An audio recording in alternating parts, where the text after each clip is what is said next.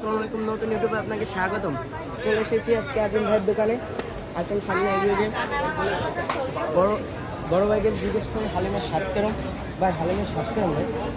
সুপ্রিস ভাই, আমরা আপনাকে নাম শুনে আসছি, ভালো হালিম পাওয়া যায়, ঠিক আছে। সেই জন্য অনেক দূর থেকে খাইতে আসছি। বাসা হচ্ছে প্রায় 30 কিলো দূরে।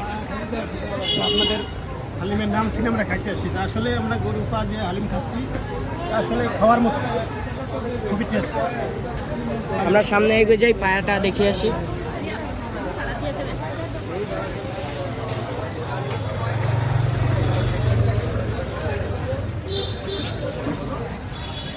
এই যে পায়া দেখতে পারতেছেন, 150 200।